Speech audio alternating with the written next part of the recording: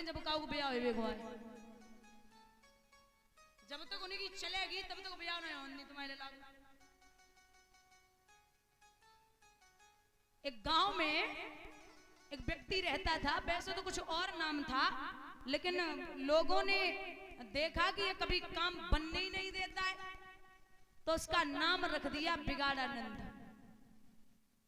जब बिगाड़ानंद नाम रखो, अब धीरे धीरे समय भी तो एक दिन को लला की शादी वाले आए, तो बिगाड़ानंद लला के घर पे ही बैठे।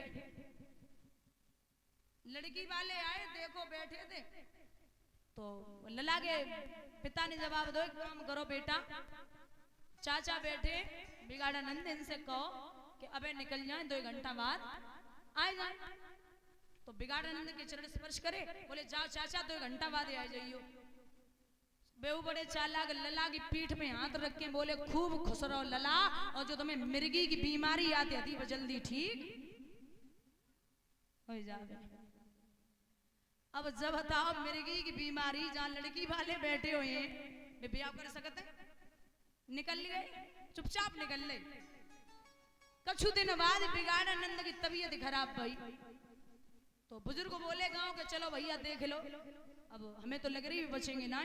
नए लड़का बोले जीवन में ना एक ब्याह ना होने दे रहे, हम जाएंगे देखबे कमाऊ ना, कल मर जावे मर जाए, ठीक है कोई ना। को बुजुर्ग पहुंच बोले ठीक हो, बोले हाँ बस अब हमें तो जय मालिम पर रही, हम बचेंगे ना, लेकिन हमारी एक इच्छा है जब जीवन कबहू जिंदगी में अच्छे काम नहीं करे तो तुम हमारा एक छोटो सा काम कर दियो, जब हम मर जाएं तो हमारी जीव में एक हाथ को खूंटा ठोक दियो। अब जीव है, जीवन कबहू अच्छे काम करे ना तो एक हाथ को खूंटा ठोक दियो। बोले ठीक। कुछ दिन बाद बिगाड़ानंद मर गए, तो सब इकट्ठे भाई, फिर तो लड़का खूब खुश, चलो लास्ट टाइम पहुंच ले, सब इकट्ठे जन बच्चा से पूरा गांव। तो जो तैयारी होती वो की गई। एक बोले कि भैया इन्होंने बोला था कि जब मैं मर जाऊं तो एक हाथ को खूंटा ठोक दियो। बोले कैसी बातें करो, मर गए चले जाए, अब को देख रहे हो। बोले नहीं नहीं नहीं, इनकी अंतिम इच्छा पूरी कर दो।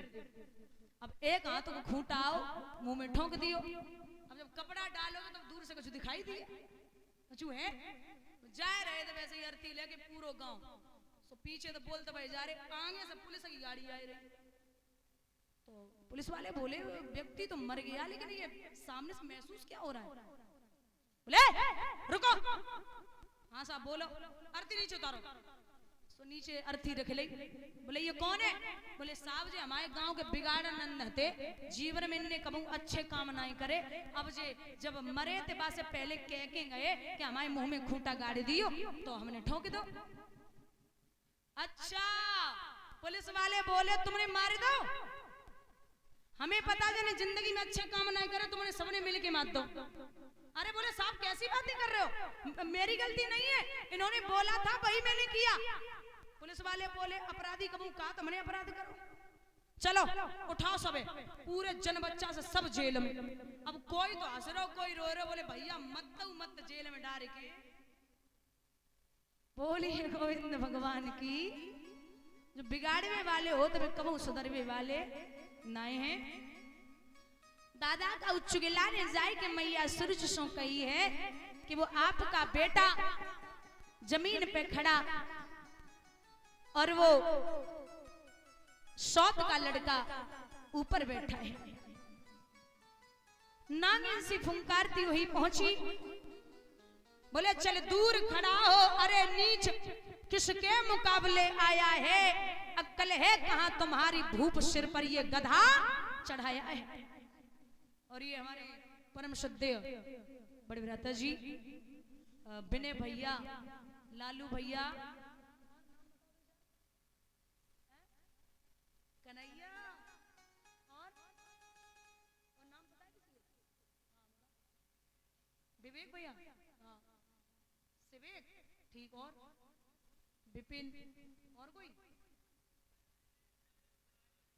ठीक है। जितने हैं भगवान से कामना करती हूँ, माल्यार्पण कर रहे हैं। हे कन्हैया हमेशा परिवार का और अपने बड़ों का दुनिया में नाम रोशन करे, माला अर्पण कर रहे भगवान, माला माल बनाए रखे, किसी भी बात की कमी न हो, सुख और संपत्ति प्रदान हो, माता रानी की कृपा दृष्टि परिवार पर बनी रहे। और बड़े भ्राता जी लालू भैया उनकी तरफ से 1100 रुपए आए हुए हैं। ठाकुर जी से कामना करती हूँ गोविंद यूं ही हमेशा धर्म के कार्यों में अपने हाथ आगे को बढ़ाते रहें और इनका सम्मान कहीं भी किसी भी जगह समाज में परिवार में कम न हो, यही गोविंद से अभिलाषा और आकांक्षा है। बोली गोविंद भगवान की। बंधुओं, बोले इसे गद्दी पर बिठा रखा है और तू इधर सुन ले, एक काम कर, यहां से निकल। कहां जाना है? बोले वन में जा, भगवान का भजन कर, मेरी कोख से जन्म ले, तब तू इस राज्य का अधिकारी हो पाएगा। महाराज ध्रुव के ये बात चुभ गई। वहां से चले और जाए के जब मैया के पास पहुंचे तो मैया ने आहट भरी पुकार जब लाला की सुनी, एक बात कही, बच्चा क्या बात है, किसने मारा? ध्रुव बोले मैया हमें मौसी ने डांटो। अरे बाबा रे, माँ मरे मौसी जिए जो मौसी सी। क्या हुआ? मौसी माँ ऐसी, अगर मार दिया तो क्या बिगड़ गया? चुप हो जा। बोले नहीं मैया, हम जा से नहीं रोए रहे, हमें मौसी ने मारो। फिर माँ मौसी हमें डांटती रही लेकिन पिता ने कुछ नहीं कहा। अब मैया सुनीति ध्रुव के सर पे हाथ फेर के बोली, बच्चा तू कैसी बात करता है? अरे वो तेरा पिता होता तब तो कुछ कहता, वो तेरा पिता है ही नहीं। ध्रुव एकदम से चौंके, मैया फिर मेरा पिता कौन है? बोले तेरे पिता का नाम है परमात्मा, ईश्वर, जगदीश, भुवनेश्वर, और वो तेरा ही पिता क्या? वो तो संसार का पिता है। वो तेरे पिता का भी पिता है। तो ध्रुव बोले बस मारे ने दे, मैं उसी पिता घर जाऊंगा जो ध्रुव हूं, तो ध्रुव पद पाकर आजीवन ध्रुव कहलाऊंगा। बस मुझे न कोई कपड़ा दे और न कोई दुलाई दे, जिस तरह राज सम्मान दिया मैया उस तरह विदाई दे। जाने दे मां।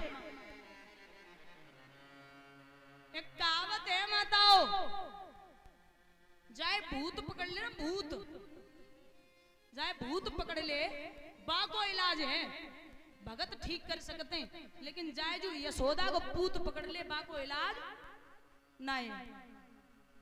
अगर एक बार राम का नाम, कृष्ण का नाम उसका असर हो गया तो कारी कमरिया पे दूसरा रंग चढ़वे वालों नहीं।